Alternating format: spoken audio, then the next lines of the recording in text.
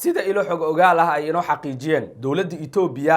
ayaa ka diiday dowladaha Mareykanka iyo Ingiriiska inay ka laabato is-afgaradkii ay magaalada Addis Ababa ku gaareen Muuse Biixi Cabdi iyo ra'iisul wasaare Abiy Ahmed sidoo kalena ay soo saarto qoraal ay ku cadeynayso in heshiiskaasi uu sharci dara yahay si xal loogu helo xiisad hadda taagan ee u dhaxaysa Soomaaliya iyo Itoobiya.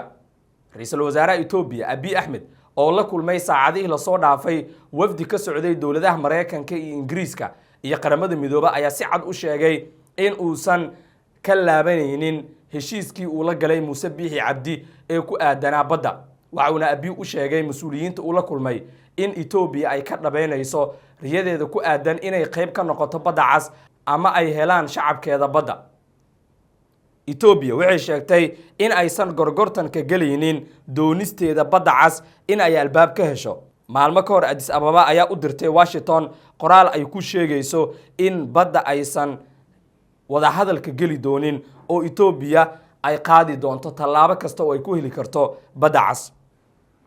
labada dhinac ee Soomaaliya iyo Itoobiya shalay waxay Addis Ababa kula kulmeen wufuud caalami ah oo ka kala socday wadamada Mareykanka, Ingiriiska, qaramada midoobay iyo sidoo kale midowga Afrika. labada dhinacba waxay kala hadleen wufuudan sida hoos loogu dhigi lahaa xiisada u dhaxaysa Soomaaliya iyo Itoobiya iyo sidoo kale in wada hadal ay isugu yimaadaan labada dhinac. laakiin hadda waxaa muuqata in Itoobiya go'aankeedii ay ku adkeysanayso heshiiskiina ay ku tilmaamayso mid sharci ah halka Soomaaliyana ay heshiiskaasi si adag uga soo horjeesatay shuruudna ay ku xirtay inay wada hadal la furto dowladda Itoobiya. madaxweyne Xasan Sheekh waxa uu horey u sheegay in Soomaaliya aysan la hadli doonin Itoobiya ilaa ay ka laabanayso heshiiskaasi sharci darada ah oo Addis Ababa ay ku gaareen madaxweynaha maamul goboleedka Somaliland iyo sidoo kale ra'iisul wasaare Abiy Ahmed. lama oga tallaabooyinka ay qaadi doonaan dowladaha Mareykanka, Ingiriiska, qaramada midoobay iyo sidoo kale midowga Afrika oo arintan ku aadan maadaama dhammaantood ay horey uga soo horjeesteen damaca waalan ee Itoobiya ee ku aadan badda Soomaaliya waxayna sharci daro ku tilmaameen heshiiskaasi. dhinaca kale sida wararka aan ku helayno madaxweynaha Soomaaliya Xasan Sheekh Maxamuud ayaa u safraya magaalada Addis Ababa ee caasimada dalka Itoobiya halkaasi oo uu uga qayb galayo shir madaxeedka dalalka midowga Afrika oo maalmaha soo aadan halkaasi ka furmaya. shirkan ayaa la sheegay in diiradda lagu saari doono xiisada labada dal u dhaxaysa waa Soomaaliya iyo Itoobiya. madaxweyne Xasan Sheekh Maxamuud iyo wafdi uu hogaaminayo ayaa la filayaa in maanta ama biri ay gaaraan magaalada Addis Ababa si shir madaxeedkaasi ay uga qayb galaan. shirkan waa mid xasaasi ah muddooyinkii la soo dhaafay hadalhayn xoog leh ayaa taagneyd oo ku aadan ka qaybgalka madaxda ugu sareysa Soomaaliya ee shirkan. maalin ka hor waxaa magaalada Addis Ababa gaaray wafdi hordhac u ah madaxweyne Xasan Sheekh oo uu hogaaminayo kusimaha wasiirka arrimaha dibadda ana wasiir dowlaha wasaaraddaasi Cali Balcad waxaana ay ka qayb galayaan shir madaxeedka dalalka midowga Afrika oo sanadkan xasaasi ah. shirkan oo lagu qabanayo xarunta midowga Afrika oo ah Addis Ababa fadeexad ayay ku tahay Itoobiya maadaama Itoobiya lagu eedeynayo inay ku xadgudubtay madax banaanida dal ka mid ah urur goboleedka IGAD iyo sidoo kale midowga Afrika. Itoobiyana ay sidoo kale ka mid tahay wadamadii lagu aas-aasay urur goboleedkan.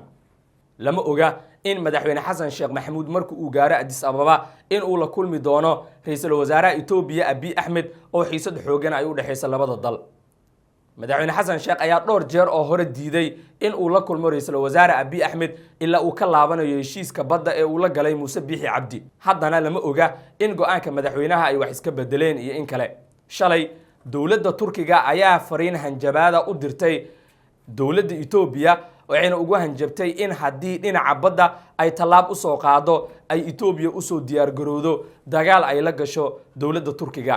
waa fariintii ugu adkayd oo madaxweyne Erdogan uu u diro ra'iisul wasaare Abiy Ahmed tan markii xiisada ay soo bilaabatay. xogtanna waxaa xaqiijiyay oo culimada Soomaaliyeed u bandhigay madaxweyne Xasan Sheekh Maxamuud kadib kulan maalmo ka hor ka dhacay madaxtooyada Soomaaliya. madaxweyne Xasan Sheekh Maxamuud waxa uu culimada Soomaaliyeed u sheegay in Itoobiya ay hadda ka soo dabacday sidii ay ahayd maalmo ka hor isla markaana damaceeda hadda ay u weecinayso dhinaca Kenya oo ay ka helayso dekad. lama oga halka ay ku dambeyn doonto xiisadan u dhaxaysa Soomaaliya iyo Itoobiya ee ku aadan badda waxaana qorshu yahay in dawladaha Mareykanka Ingiriiska midowga Afrika iyo sidoo kale wadamada kale ee taageeray Soomaaliya inay mowqif adag ka qaataan damaca Itoobiya ee ku aadan badda Soomaaliya dhinaca kale dagaal xoogan ayaa dib uga qaraxay deegaanka Tigreega ee waqooyiga Itoobiya TPLF-na waxay weerar ku qaaday magaalooyin ku yaala xuduudda deegaanada Amxaarada iyo sidoo kale Tigreega ciidamada Tigreega ayaa la sheegay inay weerar xoogan ku qaadeen magaalada Almata oo ah magaaladii uu ku dhashay Getachew Reda madaxweynaha ku meel gaarka ah ee Tigreega weerarkan ayaa ku soo aadaya iyadoo maalmo ka hor uu magaalada Addis Ababa ka baxay maamulka ugu sareeya ee Tigreega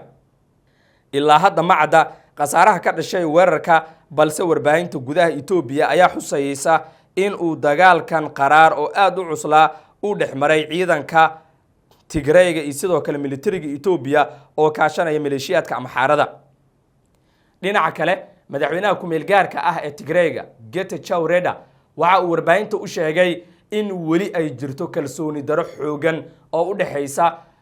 TPLF iyo sidoo kale xukuumadda uu hogaamiye Abiy Ahmed ninkan ama madaxweynaha ku meel gaarka ah ee Tigreega maalmo ka hor waxa uu ka soo muuqday kulan uu gudoominayay ra'iisul wasaaraha Itoobiya Abiy Ahmed kaasi oo looga hadlayay xaaladda dalkaasi Getachew Reda ayaa sheegay in ay heshiis la gaareen dawladda federaalka si dib loogu soo celiyo sharciga xisbiga TPLF kaasi oo ay guddiga doorashadu meesha ka saareen dagaalkii Tigreega wadahadaladii ay maamulka Tigreegu jimcihii la soo dhaafay la yeesheen dawladda dhexe ayuu ku macneeyay in la isku afgartay soo celinta sharciga TPLF iyo qodobo kale oo muhiim ah madaxweyne Getachew waxa uu sidoo kale ku sheegay war-saxaafadeed uu ku qabtay magaalada Mekelle oo ku saabsanaa wadahadaladii u dhaxeeyay madaxda maamulka ku meel gaarka ah ee Tigreega ee la dhisay heshiiskii Pretoria kadib oo uu la socday gudoomiyaha TPLF Debretsion waxa intaasi dheer in dawladda federaalka ay ku eedeysay in iyaga oo dawladda la shaqeynaya ay haddana la safan yihiin kooxaha hubeysan ee Fano iyo sidoo kale Shene si ay dawladda u wiiqaan dhankooda madaxda Tigreega ayaa ku eedeeyay dawladda federaalka Itoobiya inay u socoto wiiqida Tigreega madaxweynaha ku meel gaarka ah ee Tigreega ayaa sheegay in madaxda dawladda federaalka ay u soo jeediyeen eedeymo ah inay burburinayaan midnimadooda taasina ay caqabad ku noqonayso dib u soo celinta dadkii barakacay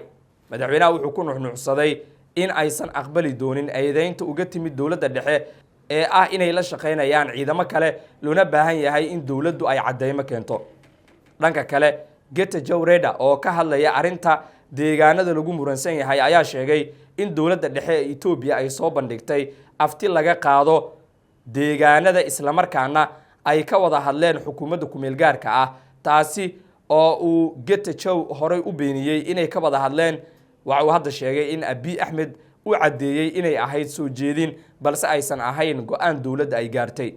xaaladda gobolka Tigreega ayaa ahayd mid qasan labadii sano ee la soo dhaafay waxaana inta badan suuroobi waayay ama dhaqan gali waayay heshiis dhexmaray labada dhinac waa Itoobiya iyo sidoo kale TPLF lamana oga halka dagaalkan uu ku dambeyn doono qasaaraha ka dhashayna weli si cad looma soo bandhigin Itoobiya ayaa qalalaaso wajahaysa waxaana xukuumaddu uu hogaamiye Abiy ku kacsan jabhadaha iyo sidoo kale qabaa'ilada halkaasi dega waxyaabaha ku soo kordha halkan ayaad kala socon doontaan